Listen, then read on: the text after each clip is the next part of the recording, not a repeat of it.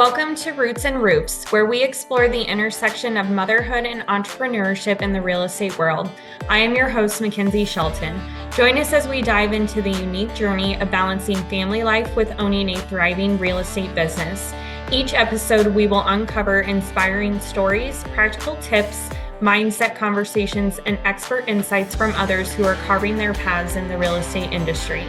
Whether you are a seasoned realtor, a prospective buyer, or simply curious about the dynamics of managing both home and career, Roots and Roofs is your go-to podcast for heartfelt discussions and invaluable advice. Tune in and discover how these incredible women are building deep roots from the ground up while nurturing their families under the same roof. Hi, everybody. Welcome back to Roots and Roofs. I have a really exciting guest with me today. This is Cait Boyer, and we are going to talk about all things competitive cheer and motherhood and a little bit about your backstory and all that good stuff. So why don't you just introduce yourself to everybody? Tell us a little bit about yourself. Okay. Well, my name's Cait. I own Central Athletics in Council Bluffs, Iowa. And I have two crazy, rambunctious little girls. One is 8 and one is 6. And then I've got, obviously, a husband. And sometimes he's my third kiddo. And yeah, a little bit about the gym. We are on our 6th season. It kind of fell into my lap, which I'm sure we'll get into in a little bit. But we're the 6th season of me fully owning the gym. Last year, our kids actually won All-Star Worlds, which is like the major end of season event. My junior 4.2 went down to Florida and won. That's just so a little bit of awesome. Yes. Awesome. Yeah. Congratulations. Thank you. I think I knew that, but like, I don't know. Yeah. Just not paying Yeah. attention. No. It pops up on the feed all the time. Yes, right? exactly. Yep. All right. So let's just get into the questions here. Let's kind of start from the beginning. What inspired you to end up owning this competitive cheer gym in Council Bluffs? Okay. Well, long story short, because we could be here for an Yes. entire 2 hours probably telling the whole story. So I was working in the school districts and had a friend who was opening a cheer gym in Council Bluffs and kind of took a leap of faith and was like, I'll help you run this. That was in December of 2017. We started putting it together.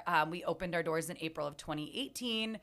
And then fast forward to November of 2019, I ran into a semi-truck on the interstate going 85 and ended up in the hospital, thankfully not dead.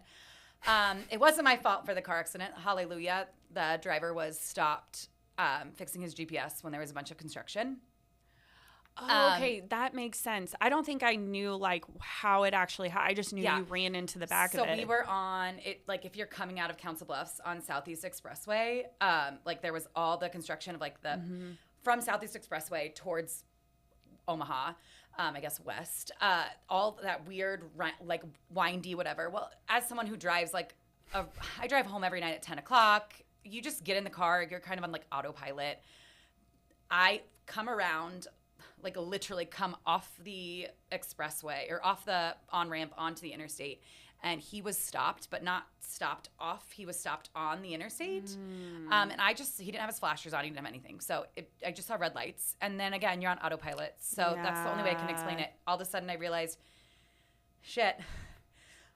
And I slammed on my brakes, and with that impact, it ripped my foot off. I broke both arms. I went through the windshield. Again, thankfully didn't die. So I was in the hospital for a week, and in that experience, I had a ton of athletes and families come up, and I truly was met with a decision of do I sit and let this accident make me, truly they were talking about you might never walk again, we might amputate, the conversations were crazy. But so I had the option of getting up and getting my life together and being an example, or letting this accident be the reason. And I'm not one for excuses. I say they're like buttholes. We all have them, and I don't want to hear them. Yep. So I got up. We figured it out. I got home. And in that process, not being involved in the gym, there was 2 partners that were owning it, and some things got exposed between the partners, and the majority partner ended up letting go of their minority partner. Well, the minority partner that was a part of that program was kind of the connection to the cheer gym that they were with. And so that relationship severed in late January. Okay. So late January, early February, the minority partner and I's plan, majority partner and plan and I, was to finish the season and we would be done. Well, then in terms of law and legal, something crazy happened with their contract, essentially because the majority partner, that's nothing I was a part of. Legally, they revoked all rights to use the program's name or anything. So essentially the program ceased to exist, and these kids were about to compete at a competition. Oh my gosh. So it was actually my birthday. And I was like mind blown. I'm literally sitting in this office. I have no idea what to do, but all I know is I've got 100+ kids that aren't going to be able to compete. I have parents who have already been through the ringer at this point because of this separation and the things that transpired between it. And so I bought the gym. And my goal was simply to buy the gym so the season would finish. Sure. It truly, when I tell you, like, it was like a handshake deal. Here's a little bit of money, we'll figure it out. And I didn't know what would come next. So I truly never dreamed of owning this. It fell into my lap, and here we are. You want to know what? The best things happen that way, right? It's been a blessing. Yeah. It has been a blessing. After year 1, I was like, COVID hit, right? Yeah. So I bought the gym in February of 2020, and COVID hit in March. So at this point, I am like, what the heck?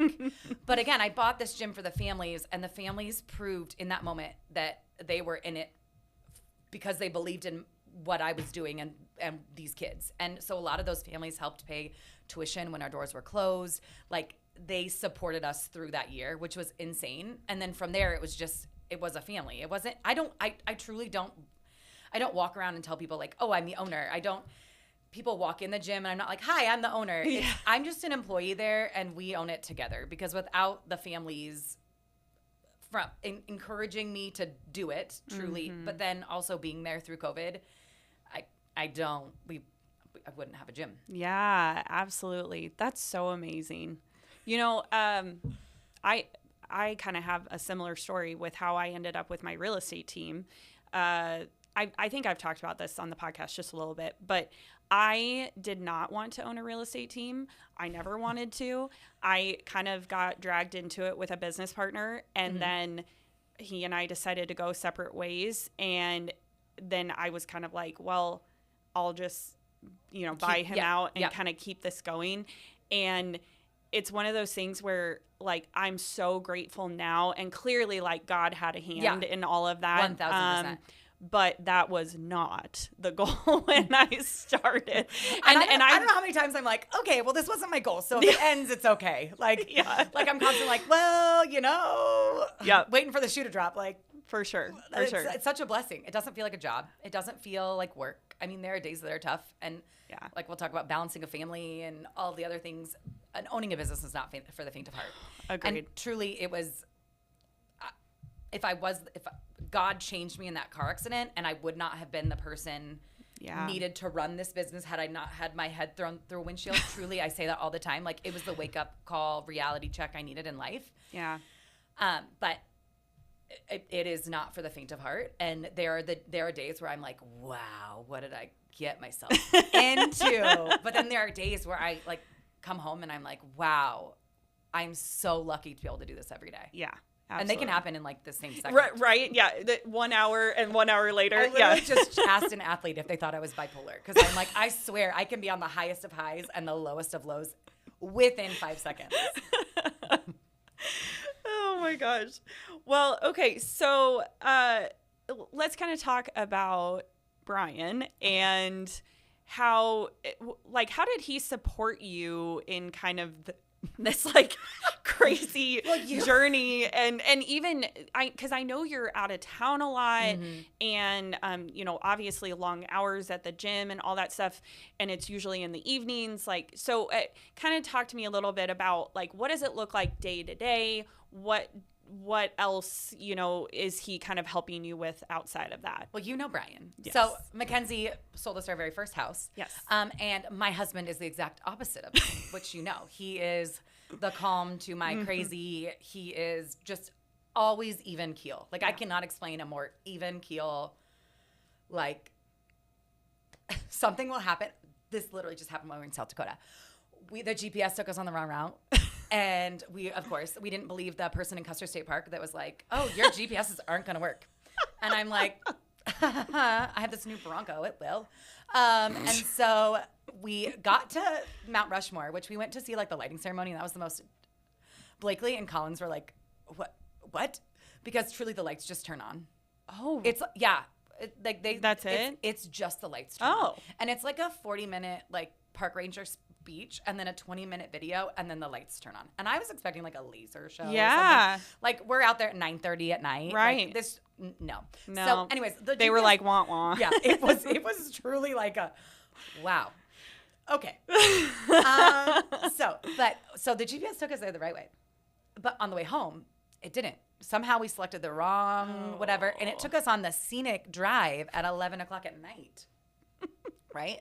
So I go from having a panic attack to being like, okay, we're just going to roll down the windows and we'll just cruise and we're going to enjoy this. Just drive slow. Well, okay, then I'm not in control. So I'm like, drive slow. Like, just constantly panicking. And then we turn a corner and he takes it too fast and his sunglasses fly out the window because I rolled down the windows. Yes. Yep. And of course, now I'm losing my mind because I'm like, oh my gosh. And he's like, it's not a big deal. Like, just that's who he is. It's not a big deal. He's them. So, first of all, I would have not gotten through that car accident had I not had him. And when it happened, I remember waking up in the hospital. So weirdly enough, when the accident happened, the driver didn't know. So I was there alone, and these girls, 3 girls, stopped across the interstate and ran across the interstate to my car. I think one of them stayed in her car. But 2 of them came to my car. One girl called 911, and another girl called Brian for me. I gave her my phone number, or gave him his phone number, and she called him. He knew I was alive, but obviously had no idea. And at no point, this is a crazy fact. When the ambulance gets you, no one calls them right away. So Brian immediately got in his car and left our home. Like, he called his mom. His mom was there in 5 seconds flat, right? Right. And you helped them buy their house too. Yes. So she drove down the street, and she was at our house, and he drove to 3 different hospitals trying to find me before he found which hospital I was at. So, interesting fact. Not one you want to know, but so he was crazy, losing his mind. Got to the hospital, but I remember waking up after surgery and looking at him and saying, like, this will either make us or break us. Like, marriage is already tough. Let's add in the fact that I could be wheelchair bound. Yeah. I mean, who knows what could happen, but this will either make us or break us. And I couldn't have gotten through that accident without him. I will say, again, I'm so hard-headed that there were probably times that he wanted to murder me because I was like, no, I'm not going to rehab home. I'm going home. We're going to figure this out. So, I don't know if you know this, but their goal was to send me to Madonna for acute rehab. Yes, you did tell me this. Yes, yeah. And I absolutely refused. I said, no, I had a broken leg and 2 broken arms, and I said, I'll figure out how to wipe my own butt, and I'll figure out how to do everything with my left hand, which I'm not left-handed, and I will. That end of story. And so I went home, and again, he probably wanted to kill me because it was really hard. Yeah. But again, he's even keel, and so when I have my emotional highs and lows, he just rides it out. Steady Eddie. So then I buy a cheer gym right after a car accident, like impulsive me. And again, his first reaction was support. I mean, he was like, okay, I guess this is what we're going to do. And then it turned into, well, if you're going to be all in, you got to be all in. Because there was a period of my time where I did it, and I was like, okay, well, I always felt like I needed an out. I don't know why. Like, I wasn't mentally prepared for what I got myself into. Sure. So I was constantly like, well, if it doesn't work, and he's like, well, you're not gonna not let it work. And so he's been that kind of like, you don't have an out. You're gonna make this work. When I'm emotional and losing my mind, he brings me down. I don't know about you, but in my industry, unfortunately, when you're dealing with customers, there is always negative feedback, and oftentimes it's an opportunity to learn, and I truly view that. But sometimes it hurts, and sometimes it's way more personal. Yeah. And especially with how close you work with some of those families. Same here. You try to like see, okay, what's the lesson in this? And yet Sometimes you're like, there's no lesson. This is just... Oh, yeah. Sometimes we just have crazy people that we deal with. Yes. Absolutely. Yeah. And so I will say that is the hard one for him, because I will come and complain. I will complain about something, a situation. Men are fixers. And then he's just like, okay, well, do this. And then I will do the opposite, because then after I've had my rant, I'll think about it. And I'm impulsive, but I'm not impulsive on making like a big decision, like removing a family or taking a child out of something or doing something like that. I'm never impulsive in that. So I will come to him and complain. And then his response is, well, they shouldn't be there anymore. If that's how they're going to talk, or if that's how they're going to be. And then I'll be like, okay, later on, I'll take it back and be like, well, it's really the kid. It's the mom, not the kid. And the kid should be punished for the mom. And so I think that's the only part we ever get hung up on, is that sometimes he is much more quick to, and now I'm better. 6 years in, I've definitely created more of a, what's the word I'm looking for? Like an expectation, or like how my gym is. Like when you come in the gym, it's our gym, it's our culture. And there was a period of time where I had to learn that culture. And so he would have been, maybe he would have learned it faster. Don't tell him that. No, you know what? I literally just went through this with Jack just the other night. I am also the highly emotional, impulsive one, and he's like steady Eddie all the time.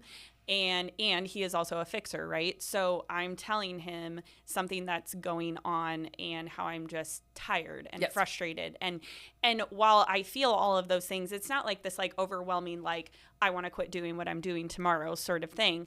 But he's just like, okay, well, how can I fix it? And I'm like, no, actually, I just need you to listen. Yeah, I need you to just listen. So my mother, my mom, I've had to learn like through her kind of, because sometimes I'll go and say like, we either got into a disagreement or kind of an argument about this. Yeah. And she's like, you need to go tell him whether you just need him to listen or whether he needs to come up with solutions. So I've tried to start doing I do that with my mom, because my mom. I call my mom and I'm like, I just want a mom. And my mom is just like, oh, no, here, I'll help this. Or, oh, I'll do this. And I'm like, no, I was just calling to complain about something.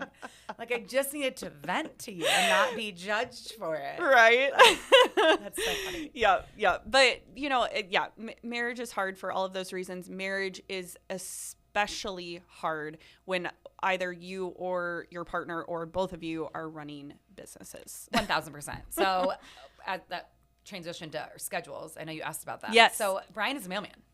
Oh, that's right. Yes. So Brian works 7 a.m. to 3 p.m. and I'm at the gym at 3 p.m. So honestly, I think it's been the best thing for our marriage, because I think if we were together all the time, we wouldn't appreciate what we have. I truly do feel that way. And again, there was a period of time at the beginning where you're learning to grow your business legs and like how you handle things. There was a part of me in the beginning that wouldn't take a vacation. Like we'd go on vacation, but I'm still working. And also that's getting systems in place and good staff and all those things. But absolutely. But also being able to like take a step back and be like, well, it's not going to burn down in 1 week. Hopefully not. So there was a period of time where that was harder at the beginning, but we truly run on opposite schedules. And so most nights I'm at the gym and our girls cheer. So he picks them up from cheer and brings them home, puts them to bed. And then I get them up in the morning and take them to school. And then I take them to cheer and then we say hi in passing. Truly, I think it's allowed us to value the time we do have together way more. But it's not always easy. It's really hard sometimes to have like serious conversations because we just don't have the time. Yeah. So I find us having to text about something in the middle of the day versus being able to have like an actual sit down conversation. Absolutely. One of the cool things our gym did and we really value is we do a parents' night out once a month. So last year we do it during the school year. So last year it was on Fridays. Our first one is going to be on September 13th. I always say dates wrong. I think it's Saturday, September 13th. We're going to do Saturday in September because high school football. Oh, yeah. But so every month we do a parents' night out, and it's 3 hours of essentially childcare for $15. Wow, that's great. So we always make it a priority to take our kids it's free for us, but take our kids for the 3 hours and we go out to dinner. So it's like our one guaranteed date night a month. Yes. But again, so I've realized that other people who have busy schedules, like my kids cheer. So they're with me at cheer. But if it was different and I worked a day job, we'd have the same crazy schedule. You would be running your kids to soccer practice, or if they did cheer, it'd be at cheer. So I try to look at it that way, that it's not that different. But then on the weekends when I do travel, it becomes really different. The girls usually travel with me.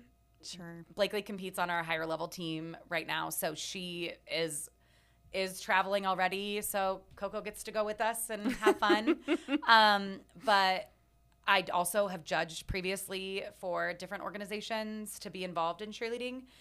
So those weekends are really hard because then it's finding babysitters and care for them because he does work on Saturdays. Every 6th Saturday he is off. But sure, that part's hard. But yeah, I feel like I do better, and I'm sure you're the same way. I do better when I have way more on my plate. Yep, 100%. When I don't, yeah, I drowned. I know. I literally was thinking about my day tomorrow, and I was like, oh, I don't really have like that much going on. And I was like, what am I supposed to do with my time? I do much better when everything is like super structured. I know exactly what I have going on, and then I just get it done. Yeah, absolutely. If I don't have a to-do list, then I won't get anything done. Yeah. Really, it's so weird. Okay, so I have a follow-up question to this. So mostly because I either hear this from other women that I'm friends with, or I've even heard this, like people will sometimes ask me questions after they listen to some of my episodes. And I get a very common question of like, how do you divide up household duties? So I'm curious, because you guys have opposite schedules, like what does that look like for you guys? Well, I am truly one of the most anal people. My house is like people will come in and I'll be like, oh, my house is dirty. And it's nearly clean. I've recognized that I'm that person. Okay. Someone sent me a really funny meme that was like, only clean people say their house is dirty. And I was like, oh, dang. Okay. But we have people who will come over and I'll be like, I'm so sorry. I haven't been able to clean up. And it's just like a couple things on the counter or whatever. But thankfully, Brian is the same way. We are very clean people. Blakely is not. So thankfully her room is in the basement and we don't have to see that mess. Shut that door. Yes. But actually we just put them in their own rooms for their birthday in April. And my youngest was like, Mom, I'm so thankful I have my own room because I can finally put stuff away where it belongs.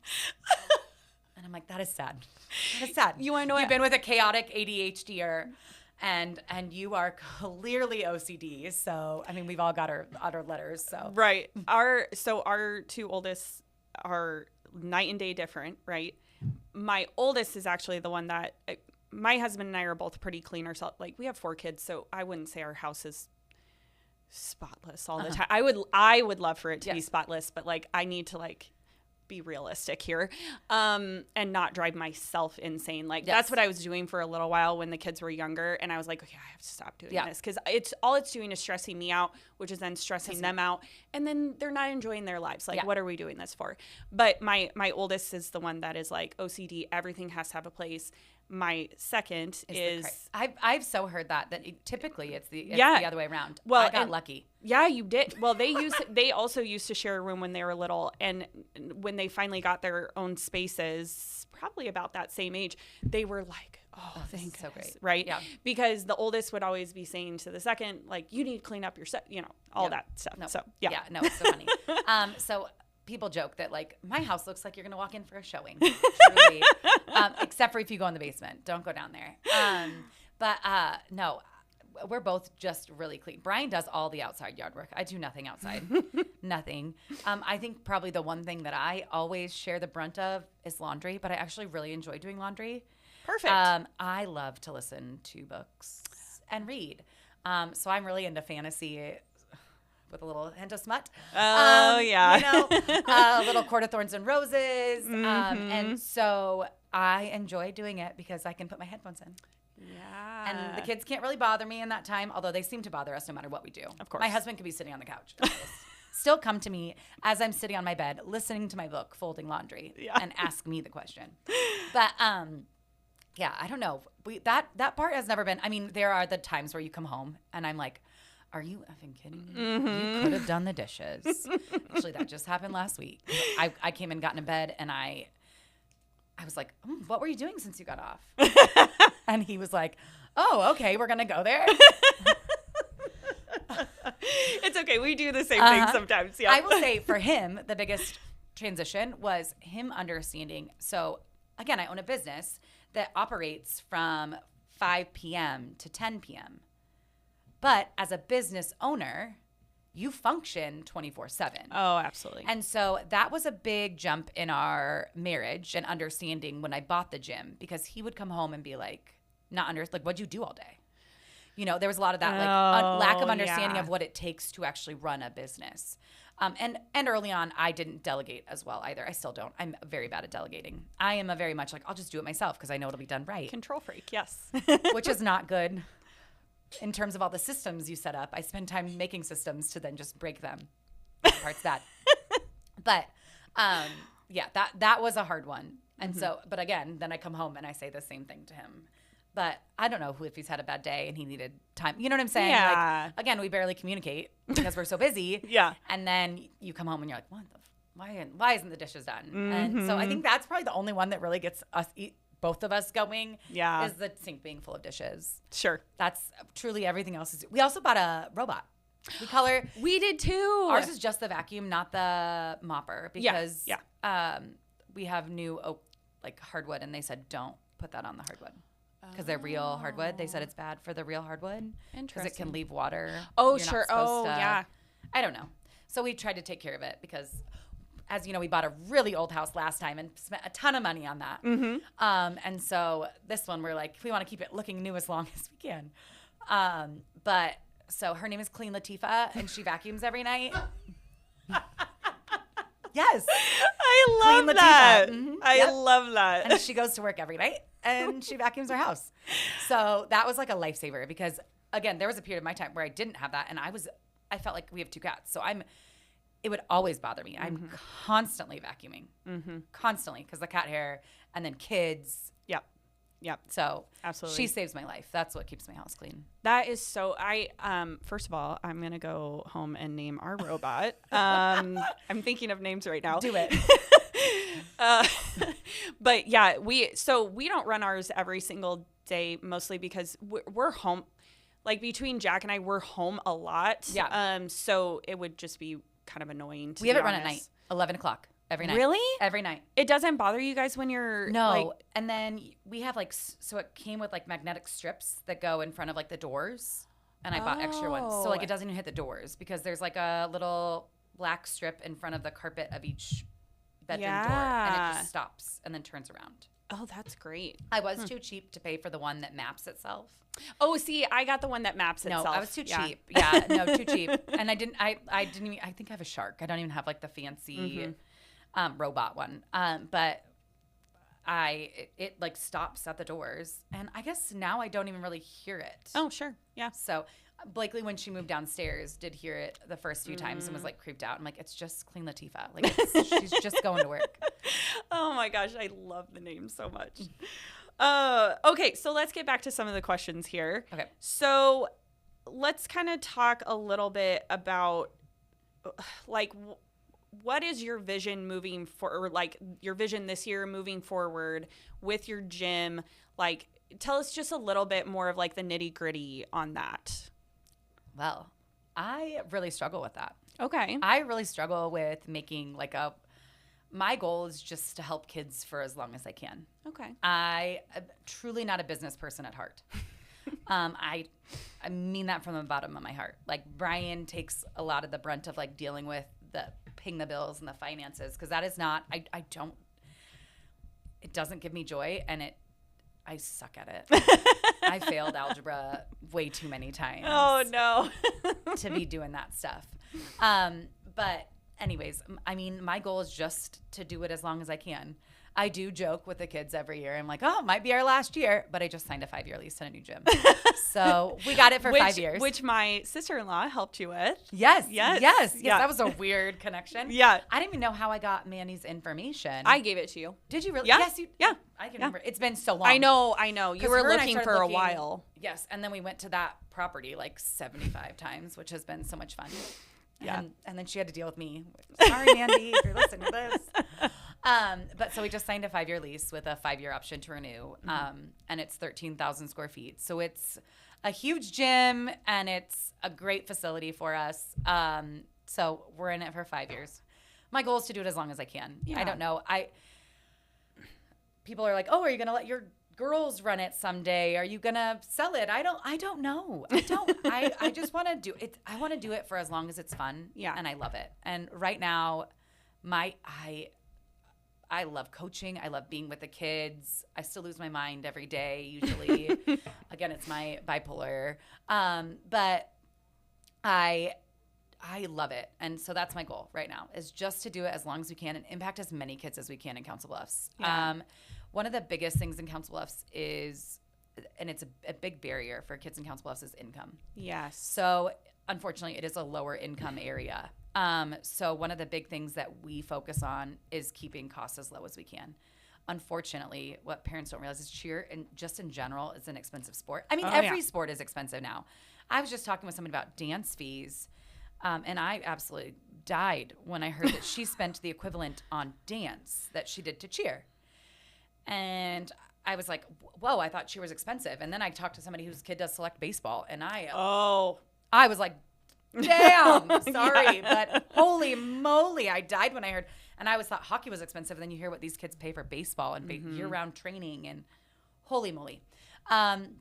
So our goal is to keep it cost-effective. The last 2 years, I've worked extensively with parents in the gym to build out a booster club.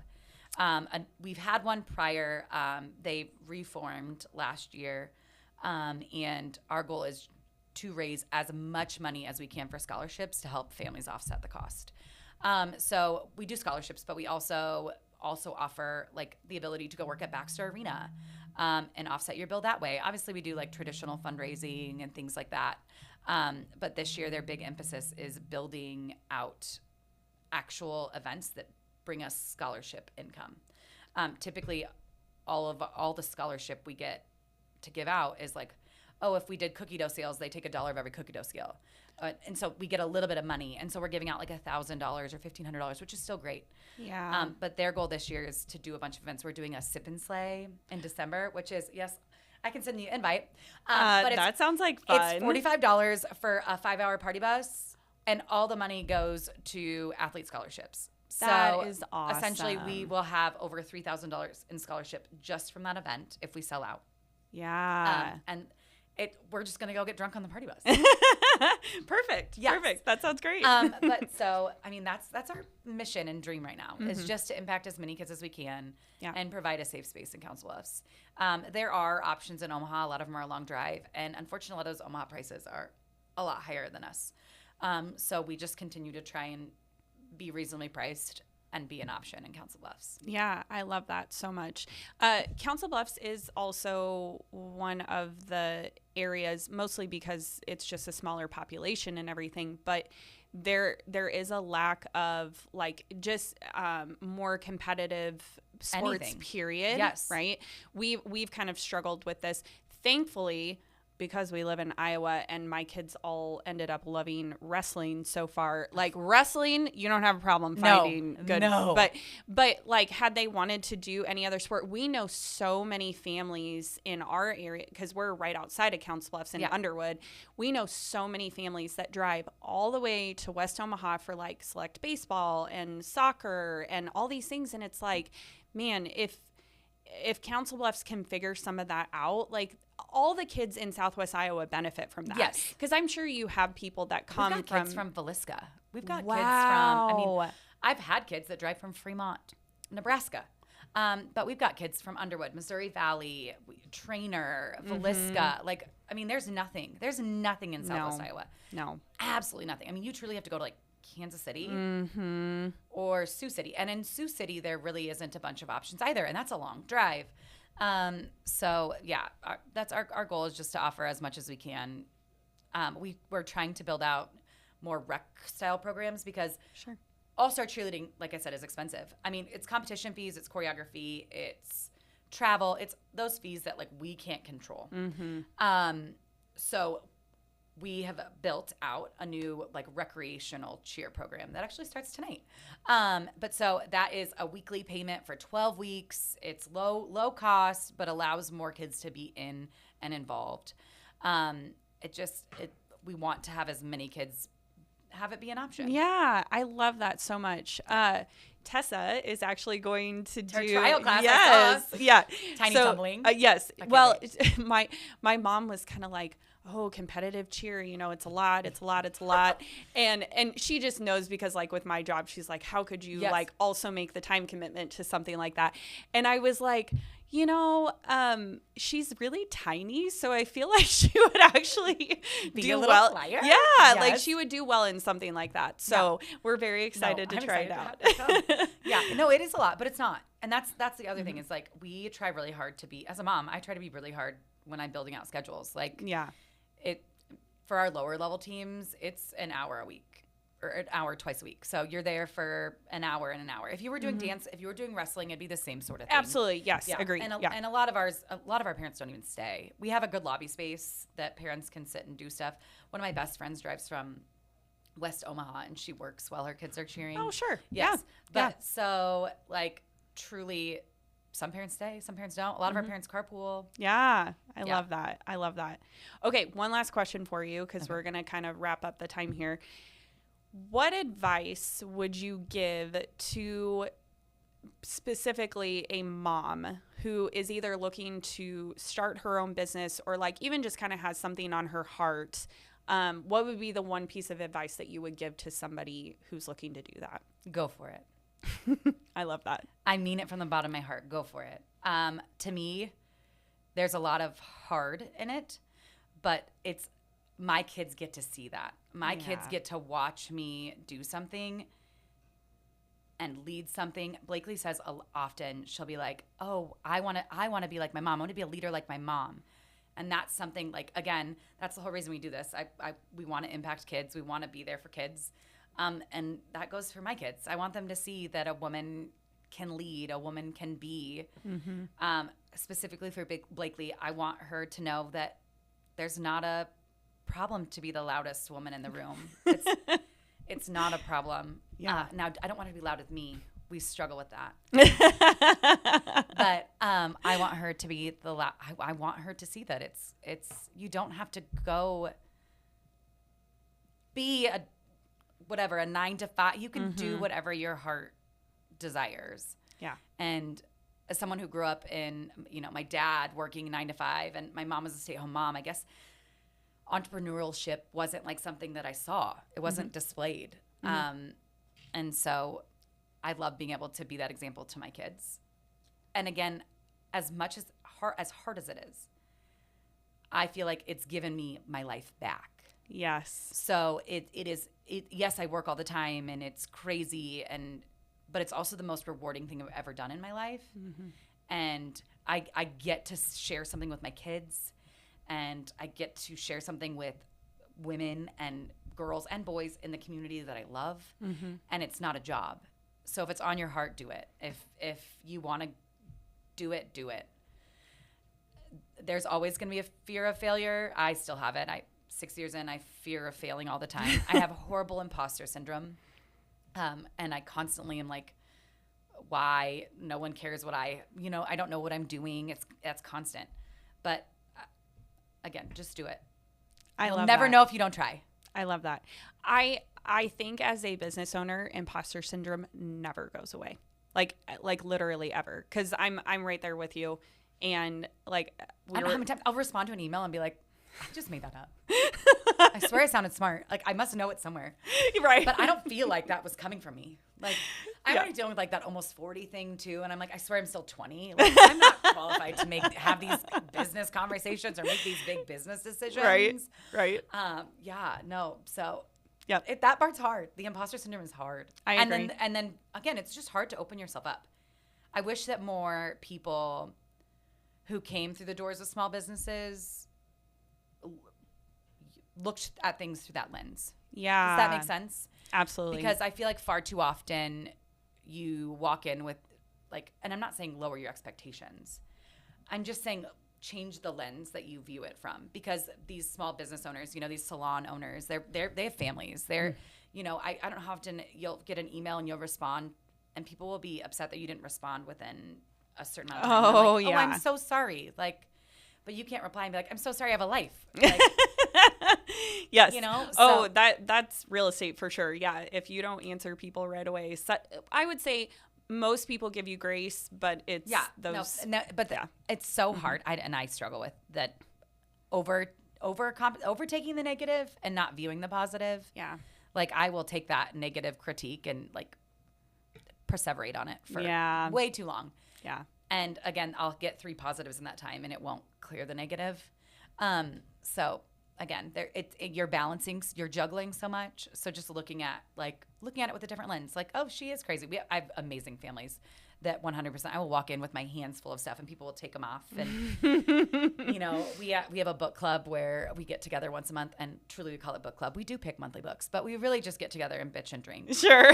So that's one of my favorite things. I actually saw one of the moms just sent me a thing that said, venting to your best friends and women is actually like really cathartic and like good for women. It lowers your blood sugar, your cholesterol, like everything. It's super healthy for you. It is. And I'm like, well, that's what we do at book club. We talk trash about our husbands, we drink seltzers, and we hang out. Yep, absolutely. I love that so much. You can come join us. I might have to. You should. I was in a book club for a long time, and it just kind of, dissipated. But yes, those are the best. Mm-hmm. To your last point that you made about, kind of letting your kids see you try and do hard things and, all that stuff. We now are, because your kids are still young, we now are seeing that kind of with our older 2 boys of them, like, especially my oldest, like, he's like, I want to, his dad was a plumber for a long time. Mm-hmm. He's like, I want to go get my plumbing license. I want to do plumbing for a while. I want to house hack and like buy investment properties and all these things that he's like personally seen us do. Yeah. And I'm like, oh my gosh, that's so cool that like he even like thought that was cool enough to make that a dream of his own, No, that's, and I grew up the same. Our dads worked in the same industry. Our moms were stay-at-home moms. Yeah. And it's like, I didn't see any of that growing up. Now, my parents did end up owning a restaurant for a while and stuff like that. So maybe that's kind of where I got the like the entrepreneurial spirit. But it really, that was not an example that we had growing up. And so it is really neat to like have our kids get to see us do all of those things, even if they don't really understand all of it, So. To me, it's a blessing. Yeah. I mean, Blakely has talked about someday she wants to own a business. And I'm like, do it, girl. Go for it. Like, in the same breath, you're like, be careful. I know. I all of the double-edged swords, right? Yes. Like, you're also like, oh, I know what the hard stuff is. But, I told you, bipolar. Like, there's no other way to explain it. No. Like, I would never change it. But I want to sometimes. Yeah. But I would never. But I want. It's like this constant battle. Yeah. But truly being able to watch them watch me is like I don't know. It's something I never thought I could teach them. Yeah. And I probably couldn't have if I would have kept working in the school districts and using my degree in psychology. They probably would have never experienced what they get to experience now. And so I'm really thankful for that opportunity. Yeah, absolutely. I love that. Well, on that note, thank you very much for coming. Thank you. This has been an awesome conversation. And tell everybody where they can either go find Central Athletics or you on social media or anything like that. Okay. Well, I have no social media presence. I am a nobody. We were just talking about this, how I need to make a brand, because I was trying to dye my hair brown. And my friend Shannon, who owns 7 Salon, was like, what's your brand? And I'm like, girl, I don't have a brand.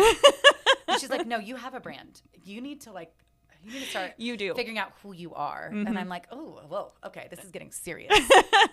Maybe being on this podcast is your inspiration. Oh my gosh. Maybe. No, yeah. Again, imposter syndrome and getting thrown into something you're just, it's never what I thought I would do. But, Yeah. So I stayed blonde for my brand, I guess. No, more because she didn't want to dye it brown or blonde again. Anyways, so, but you can find Central Athletics online at centralathleticsia.com, or we are on Facebook, Instagram, and TikTok, and all the same handle, Central Athletics IA. And you can follow us along on our journey. We are on season 6. Our teams, we have 5 full season teams that are just finishing up choreography, and we have a showcase in October. And they'll begin competing in December. And hopefully we're going to defend our national All-Star Worlds title again this year in a new division, a senior division instead of a junior division. But you can follow us along. We love to post fun TikToks and progress of the teams. We do offer tumbling classes and cheerleading, obviously. And then we have some new rec programs that we're rolling out that are both, we have a half season, but we also have a 12-week like cheer class rec program where you can come learn some cheer with no major commitment. Sure. And that's kind of what we offer. Awesome. Well, thank you so much. Thank you so much for listening to Roots and Roofs podcast today. If you loved today's episode, please let me know. I love hearing from you on Instagram and Facebook, so feel free to send me a DM or tag me in your stories so I can share it too. If you're looking for more information about today's topic, please visit my website, mahoganyacres.com, and all of the information that is listed in the show notes below. Until next time.